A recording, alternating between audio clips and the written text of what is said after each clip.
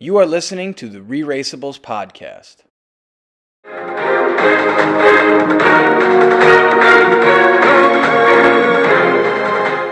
So, welcome to the ReRACEables podcast. I'm your host, Tom. I am joined by two very special guests today, Michelle and Victoria from season 32 of The Amazing Race.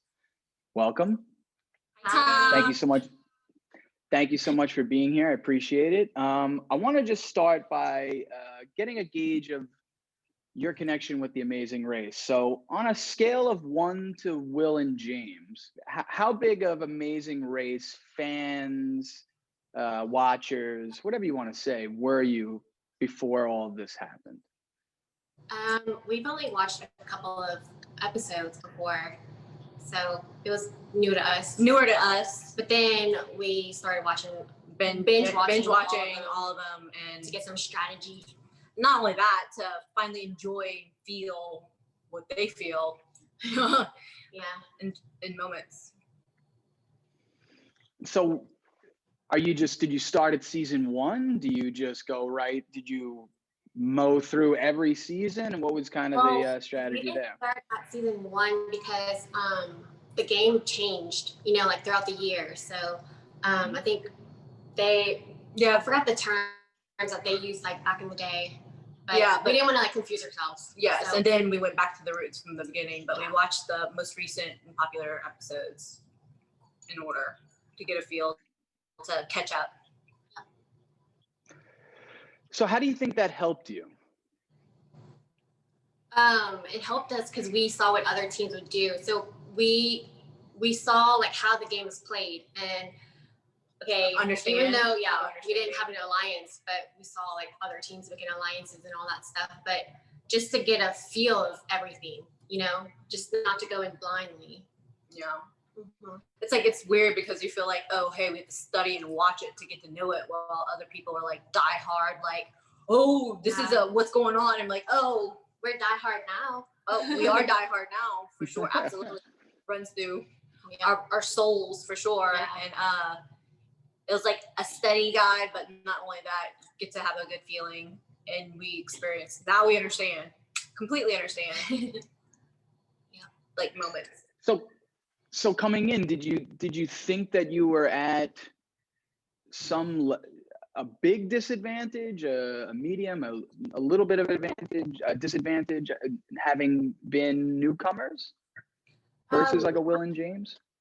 We saw that the other 3 teams were past Olympians, NFL football players. But before being ready to know them, he was asking, hey, if going into it, did you feel like we're prepared as much as anybody else was? No, yes. Now we know. Now, hey, ready, round 2, done. Like, hey, like, we got time to think. We had 2 years to, hey, get in shape, 2 years to study maps, 2 years to study geography apps, and hey, be able to run actually, and not heave out of breath, and not, we know what's needed, what's necessary, and what's not. So totally would change the way we would prepare for a round 2. It's kind of like you can't really prepare because you don't know what the race is going to bring. Exactly. We're like Googling what to pack on the race. We had no other people to talk to or to ask for advice, or, hey, what would you do in this situation? Or what did you pack? Like, what would you need? Like, we didn't have any of that. Totally on our own. And we weren't even close at the beginning. Like, I was like obligated to like, oh, go to the gym, meet up and stuff to hang out. And we had to like get there, but we were not ready first time go around, I would say. Looking back, we weren't. Even being able to study, couldn't prepare physically to go, but now we know for sure. Lesson learned. So there really, as much as you want, you could do all the running or swimming or language prep, whatever you think. Sounds like you're saying that no matter what you kind of think you could prepare for, until you do it, there's really nothing. Right. Mm-hmm. And it's full of surprises. And the people around you too. We're around a lot of nice folk. I guess you want to say very nice. Everybody was like super friendly.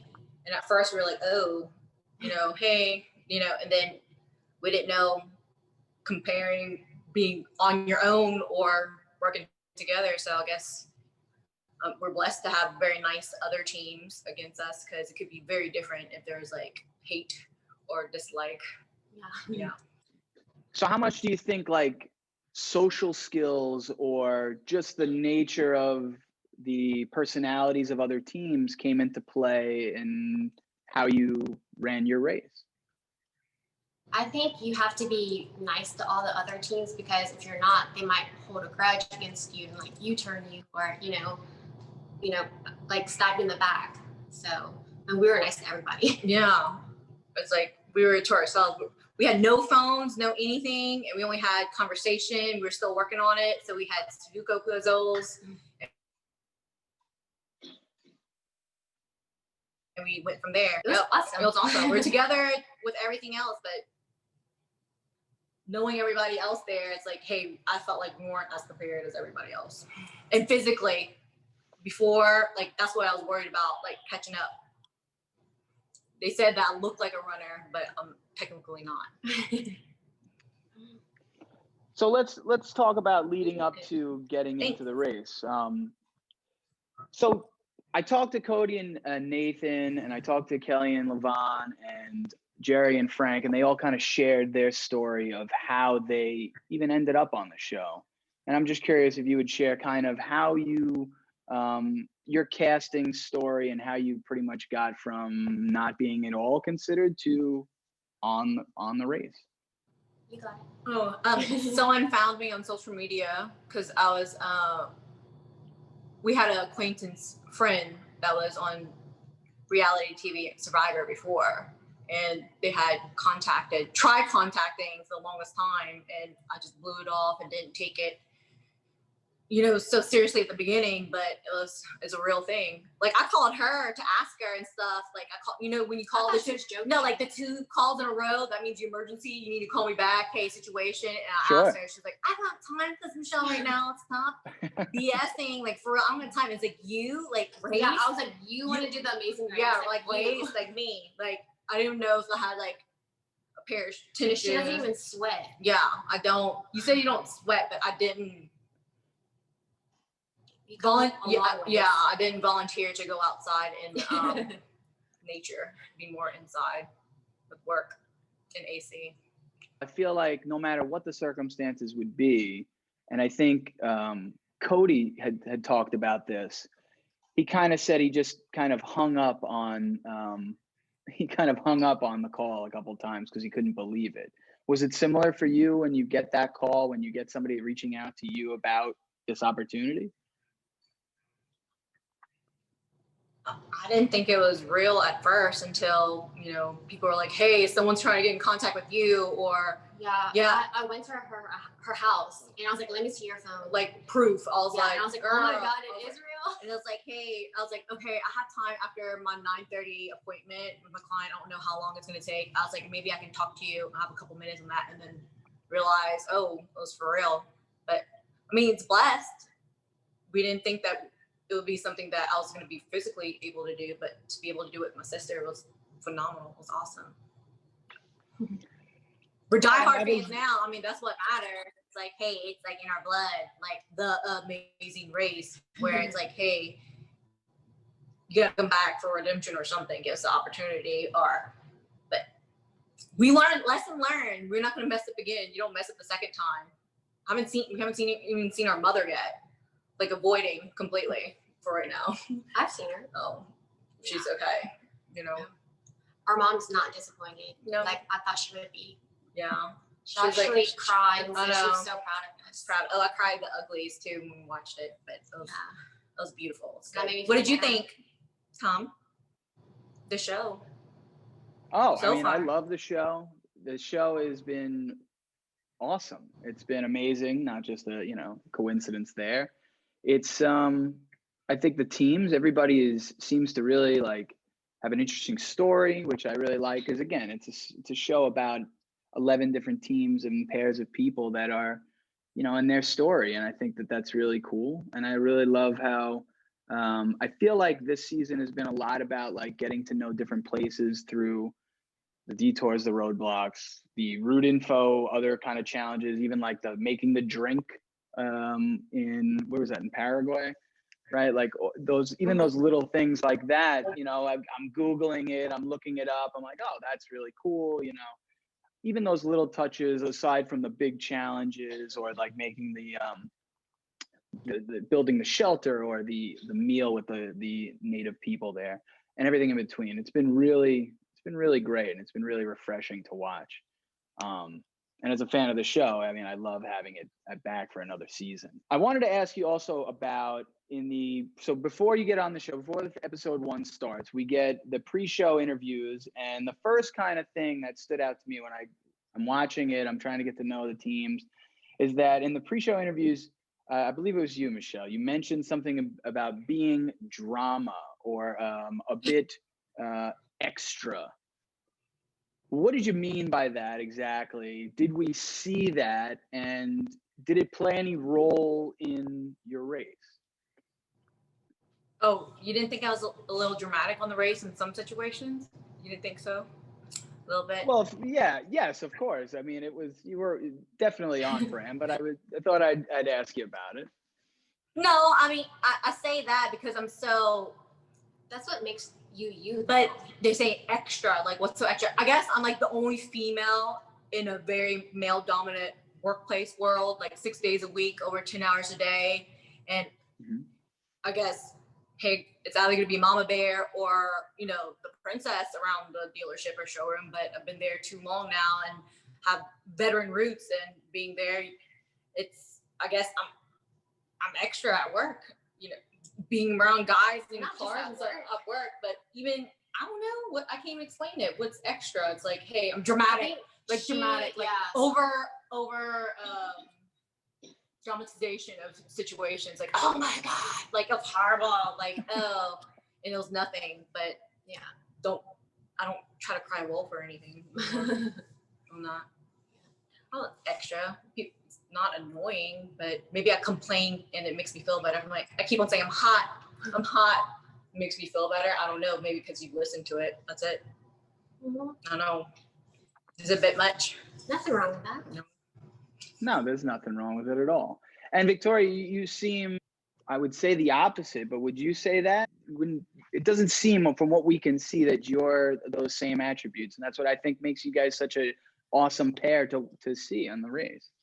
I think so too. Yeah, we're complete opposites. You know, like I'm calm and she's not. You know, so it's like the yin and the yang. You know, so it's great. But growing up, we're only a year apart. So growing up, we are a year apart, and we didn't hang out with the same group of friends. We had no similar taste in clothing, music, anything. Like totally two different crowds, and at school, and we didn't share stuff or do anything. We were those sisters, like, oh, hey, you know, not besties or anything. It was more like she put a lock on her closet. So, you know, if I didn't ask, like, borrow something, I just couldn't help myself.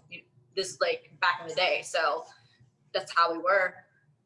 Always, I guess, competing back and forth. I mean, not competing, but now it's like, oh, hey, girl, what you want to eat? Yeah. You want some fries? You know, you want the onion rings instead. But I can't believe we went our whole entire lives like, hey, not being this close. It's like, that's a shame. That's the only thing that saddens me. But you know, like in our bios, it said, besides winning the million, like, what is your goal? And ours was to like have a tight knit relationship that's like, you know, unbreakable. And yeah, we have it now. Like I feel like we won. Yeah, it's pretty awesome since then. So now ready for anything too. So now it's like telepathic, like she can bring like, hey, see my eyes and just know what's up. It's like, hey, ready to go. Well, let's go.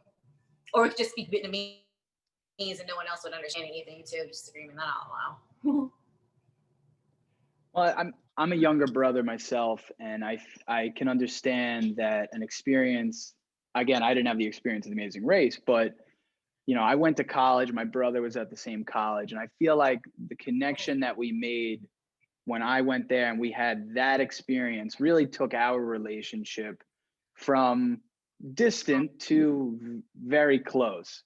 And so, I mean, I would pray to only have the opportunity to have this level of an experience that you guys had, but I'm so happy that this brought you both together, and it seems like you're both thrilled that that's the case. And like you said, Victoria, that you guys won, and that's really wonderful. I'd love to hear that. That's awesome. Brother, you should try out with your brother.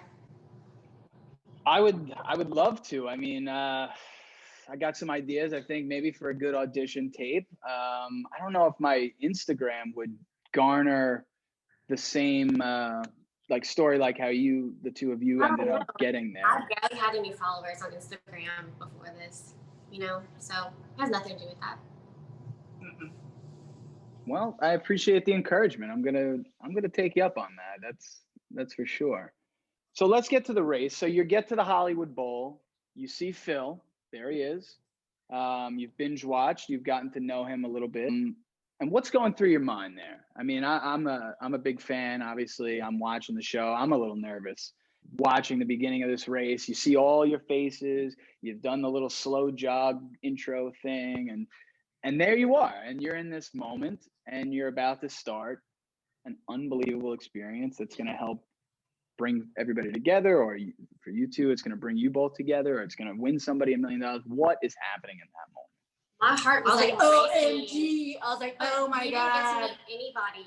No. Until he said no one could talk to us. Everybody was me mugging everybody. Everyone's checking one out. It was cold. It was freezing. And, we were there. And I was like, oh my God, like freaking out. Like we couldn't talk. We're like on the spot and everybody's there. And we saw Phil like, what's up? And it was awesome. Yeah. We didn't know what to expect. No, we had no idea. We didn't know the whole camera thing.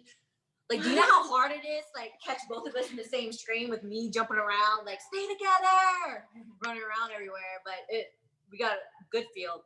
That should be a show, the behind the scenes. That's what I say. The behind the scenes to catch the audio and video. Yeah. Guys, oh man, they're tough. The skills, like running backwards. I mean, I know I don't run fast, but for them to like run backwards and like, hey, yeah, they'll like run like way up there. Yeah, like catch me like heaving over. Trying to breathe with a backpack. Do you think you should lighten your backpack? I'm like, no, I need the curling iron for right now. So I know. But they were awesome. But like in the moment, seeing Phil, and we didn't know what to expect. We had no idea what was going on, but we knew it was like it's about to get real. Yep. It got real when And that first night we slept in the LAX airport, like on the ground. Yeah, like, it was so cold. Yeah. Well, we slept. Yeah, flying out, but I don't think it really hit yet just till recently. Like it really all happened and it was pretty awesome. Yeah. But that moment it was like wow. And now we look back, our hearts like we're so blessed and lucky and oh my God. Yeah. And we wouldn't change a thing. So was the first leg the most difficult because of the jitters and you slept but you didn't at LAX and you had no idea what's going to happen? Was that the most difficult of the legs that you ran, or was there another one for any other reason? All the legs were like that because we didn't even sleep. No, the one before Paris, we didn't sleep at all. We were on a 14-hour flight next to the bathroom, straight back. I was next to the bathroom. Yeah, the whole entire time, we had no sleep, like at all. That was a long flight. Yeah. And then you get off the flight and then you have to boom, start go, right there. Don't check in, don't do anything, straight from the airport. There's no downtime, no anything. Mm-hmm. Remember, hey, gearing up in cold gear and hey, what's the temperature? We're like, oh snap, we had to start changing on the flight before. But that was a long flight straight coming from Paraguay before. And we had a 2:30 a.m.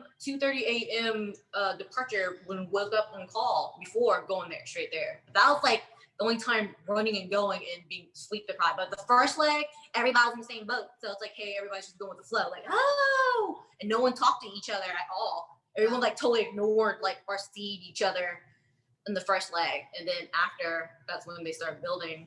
Hey. Gonna try something different here. I think we just ran into a roadblock. I don't know if you guys wanted to make a decision. Who wants to take this one on? This person should be more likely to get outside their comfort zone. It's just questions. Me. Yeah, I'll do it. All right. All right. So, Victoria, tell me, who is more likely to ask for help on the race? I think myself. Yeah. Because I'm not afraid to ask for help. Like, I think she would try to like be like, oh, I would be the one like, I got it, I know what I'm doing, or anything to go forward. Yeah. She would stop and ask for help. How about more likely to spend more time on Instagram, social media? Oh, me. Yeah. All day. I mean, it's for work, so I use it for work too. I'm like barely on it. Who's more likely to eat the native foods that I would like to think you got a chance to at least have some of along the way? Oh, I think both of us. Yeah. We tear anything up. We already eat the Vietnamese, everything Asian. We're not picky at all. No, we're not picky at all. Nothing. Eat everything. Oh, remember that elephant's not? Yeah. Remember that elephant's not fruit? Yeah, we were just tearing up this fruit we had never even tried before. We're lucky, we're eating everything, but we're not scared. Who is more likely to be the strategy person of the two of you, Victoria? Oh, definitely me. Yeah, her all day. I plan everything out. All day. Me. Like, I'm responsible and she's not. No. Like for the race, I had to hold on to the fanny pack with the passports, the money, the calculator, like all that stuff. And she was just like, la da da, like whatever. What do you mean, la la la? I'm like, hey, part of the team, I put stuff in there. You're responsible for me. So I protect you. I'm the loudmouth. Hey, it was one of those things I distract people, like veer out and you on your game plan, and that's it. Communication is key. Yeah. Who's more likely to give the better birthday present? Give or get? Give the better present. Oh, me. Why do you say that? Victoria? Don't you think I've spoiled you? No. Yeah, I spoiled you too. I know. Yeah, but we both spoil each other. Yeah. I think that's a tie. Yeah, full tie. Fine. Okay. Who would be more likely to forget something in the race? Me. Without a doubt. I like this. That makes sense from the last one. Who would be more likely to win Survivor if you were on it? I think. What do you think, Victoria? Yeah, I'm more like outdoorsy. Like she doesn't like to sweat at all, And I mean, mentally, going into it. I'm sure you could. But desire, like it would be. Oof.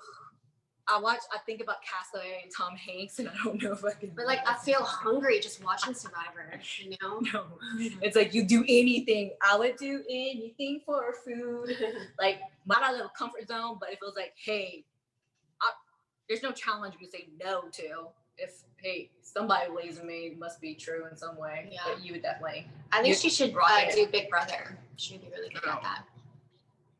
Inside, not outside. You're not dealing with that kind of the elements a little bit better, more suited for you think, Michelle? Not like the physical activity part, but I like to make friends. Get to know everybody. I see it. Yeah. Last one on the roadblock. More likely to be mom or dad's favorite? All day. Yeah. That doesn't mean anything like bad. It just means I'm just because you like the good kid. Yeah, you well-behaved one, listened and obey. So let's go back to the race now. Talk to me about the effects physically, right? I feel like that kind of it's hard for us to kind of have an understanding of that as a viewer, right? We don't see you necessarily eating. They don't show you sleeping or not sleeping, things like that, or the bathroom, the non-stopness of it. How does it affect you physically? Oh gosh, a tour. It takes a toll on your body. Oh, a tour. Because like people are just watching it at home. They're just like on the couch, like in AC. Like they don't understand. Like we haven't slept. Like we haven't eaten. We can't even think about like the simplest task. She started taking a sleep journal, like of times we'd sleep or try to rest or something, keep up, because all our hours are different. Like coming in late, leaving at 2:30 in the morning, waking up, and that means, hey, I need at least 30 minutes prior, fix space, and have everything all packed before the night. The weird thing is, if you finish a leg like first, you're like department is first. So like you could leave at 2:30 a.m. but go to the airport and you have to sit there. Yeah, they catch up. Until the flight. But then the people that got in late, they can go to the airport at like 6 a.m. Yeah. So they get to sleep that whole time and then just board the flight. Yeah, you know? and then it's one of those things. We never got a leg advantage for actually finishing in second. You know, everybody was able to catch up like at an airport stop in time, because if they would have time stamped the steel drums thing, I wouldn't feel so bad about situations here. So good. And it's easy for us, again, like you said, we're on a couch. We're just enjoying it. We got our popcorn, whatever. Right? It's hard to imagine the crazy hours and the I think it was Kelly that really put her finger on this, like the hurry up to stop, hurry up to stop, hurry up to stopness of it. You know, and that's got to be another big challenge. In 1 hour, you know, like when people are saying like, oh, can't believe Victoria wasn't asking for directions or like helping her sister. Oh no, there's y'all did not see there's so much know? other stuff that, you know, and every time we watch an episode, we're like, oh my God, it's going by so fast. You know, so cut out everything. There's a lot of things that are edited, and some things are edited to, hey, I guess they didn't show everything. So there's no excuses. So again, lesson learned, but I guess it's whatever is. You don't see the whole story. You don't see the whole story to understand it completely, I guess. But hopefully be redeemed. We all good. Mm-hmm. It's gone. Wait a minute. We're up to the next. Oh, look at that. I appreciate you guys going along with this. So you have boys or girls? Which detour would you like to choose? It's just questions. Boys. All right. So which boys did you get along with the best and why? Will and James. Oh, Will and James. Like, we love them so much. We got along with them the best. Yeah. Just kind of a natural thing, or what was it about those two? We were just like drawn to them. Yeah, drawn to them. We're like, hey, we just like eye contact, and hey, and they're tall, and I was like, God, they're so beautiful. But do you know what? So I kept saying like, Will, you're so beautiful. Like you're why so so beautiful. Like so pretty. We were in the airport, and then no, you weren't there. Oh, you were sitting down. Me and Will were like walking, and these girls go up to Will and they're like, oh my God, you're on Next Top Model. And I was like, oh, that's where I know you from. Oh my gosh. Yes. That's why he's so beautiful. He's so funny. Oh, there you go. You were in the ranks too for Top Model, America's Next Top Model, Louisiana. Yeah, that's. I tried out for the show in Lafayette, and I got top 10. So yeah, to go Louisiana. That was a long time ago. Yeah, but I didn't know that till later. I was like, oh, dang girl, go ahead. So was that part of, you think, the connection, or just natural? These guys. I think it was just natural. Yeah, to tell them hi, and we didn't feel intimidated around them. They like complimented, like, hey. Yeah. Because I had a little cheeseburger pencil holder case thing. Well, it's like a little pouch that hung out on the outside of a backpack. That. Well, in casting, they were sitting behind us, you know, like at the table. And I couldn't feel. And I was like trying to eat candy out of like a backpack and reaching down. And I would fuss at her. She's like, stop. Because everybody had to sit quiet. It's like a long time, but they sat behind us, and I don't know, we were drawn to them. They're very nice. Yeah. Everybody was like mean mugging everybody else. They were like, you know, trying to see their competition, and we didn't know anybody. Had no idea. Mm-hmm. Number two, who would you want to partner with if you were on a second race of all the boys? Which boy would you want to partner with, and why? Do we both answer it? Yeah, it's a detour.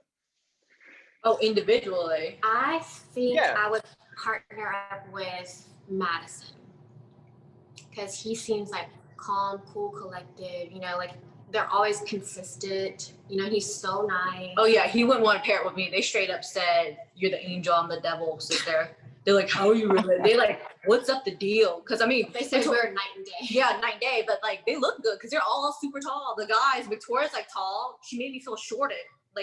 I've never felt so short in my life, standing on the back row with all these 6'6" people, you know, guys, and like height wise they were nice, but they would never We would never get along. Who would you partner with? Oh, probably James or Will. Owen. Yeah. Yeah. Be like, oh my God, together. Be like, oh my God, heck yeah. Be like, yes, yes. Be like, Take me through the final leg that you ran and the navigation issues. What happened? Can we drink some wine? What happened? What happened? can we drink wine on this? Can we do that? Sure, absolutely. It's delicious. Okay, we tried our best. We asked 9. Wait, can I say people. something? At least who Sure. knows who can drive a stick the best out of everybody, the longest out of everybody. Incline, decline, country. Yeah. So Her first car was yeah, stick. but you know, everybody else struggling driving, they never once showed me mess up because they all knew I was driving for a long time. So there was no issue with that. Okay, sorry. I just had to put that in there. No. Go ahead. What you can explain? It's tragic. Yeah. I mean, so we asked 9 different people. We even asked a police officer. Like, we ran into like stores. You know, like we didn't want to ask tourists because they might not know the area. But And I was understanding. I understand French. Yeah. Je parle français beaucoup bien. Je comprends. And I was like, hey, I didn't want ma soeur. Like, you know, it was like, où est the bibliothèque? I'm like, hey, library, this, musée. It's like and to be fair, the museum didn't look like a museum. Like we were looking for like a big, like elaborate, like structure. And you know, not even because that. we passed it a few Yeah, times. we actually didn't went even to- know. We went to a parking garage, the same exact name brand there, and got stuck in there because we didn't have a credit card to exit. So we were assuming, oh, somewhere here, like psycho, each row, each floor, everything going back up, forth and down, because how are you supposed to exit Yeah. without payment? And then even the attendants over there were asking, is there another location, this or that? Talk to 2 of them. Hey, They had no idea. no idea. Like even people drawing down on maps and directions, giving us wrong directions, and even using a guy's phone at the Yeah. fruit stand thing. And they don't have like street signs. Like everything is on the actual building. You know, Yeah. so that's why we're looking. And we're like, small. okay, She yeah. just got she just got eye surgery. Like what? How many months before? Like hey, like 9 months. 9 months before the race. So she was all like, you know, new from contacts, and I'm driving, keeping it with the hustle bustle pace of the traffic, and she's like looking at little signs that are on the wall and buildings going by and trying to understand the map that they're like drawing out. I mean, we had different couple maps in our hands and even printed out maps, and I guess we were so tired, like Exhausted. yeah, it was like a brain dead moment. Like, hey, that's how gun-ho and dedicated we were to like try to get there. We never stopped. We never even stopped to look at the time. You're like, we gotta go. All the gas stations we stopped at, the gas attendants and people pumping gas, because you know every single person we talk to, they have to like give a disclosure, and it's not like we didn't stop and ask. And I'm completely speaking French with them and fully comprehending. Because on the episode they just show us once, I think. Yeah, once asking, oh yeah, we're so lost. Oh my god, like this, and I was like, hey, that's when I would say bonjour. It seems like you had the perfect storm of you just didn't run into the right person, you didn't run into the right store or business or whatever it was to ask for help. Is that if it seems like it was kind of this perfect storm of all the things that could go wrong? Is that fair to say? I think like even though we got directions, like I just didn't comprehend them, you know, because I was so tired. But I mean, I was trying. When we look back, no, we knew exactly. Well, I guess you don't know the moment when it's happening. I mean, she flew out of that iPhone art thing real quick. Like within 5 minutes, I was like, "What's going on? What happened? It was so fast." You know, we don't ever struggle ever at a detour or challenge, I guess. I mean, I'm used to always having the most updated navigation, concierge or a driver. I don't drive places. Shoot, I drive enough at work every day. That's the last thing I want to do. And now from there, getting lost and not having navigation and being somewhere I have no idea where to go, and it's hustle and bustle traffic. It was hard, you know. And then we didn't stop. It's like that's how serious. Right? Was it snowing? Yeah, it was snowing, and we're from Louisiana, so not only that, driving that and keep on going, it was so stressful. And I don't know when we're in the moment. I mean, yes, if we can go back, how would we do things differently? I think we really need to just like get out the car and like reset.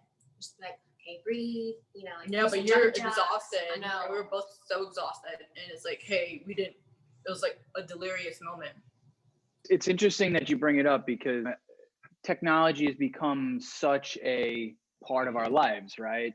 Whether it's listening on earbuds or how we're communicating, or, I know where we live in New York, my wife and I always are pumping in a direction into a GPS to try to get even to what would seem like the simplest place, not to mention being in a different country and a different language barriers or the way they set up their system. Do you feel like technology and removing yourself from your everyday life and use of it was a challenge?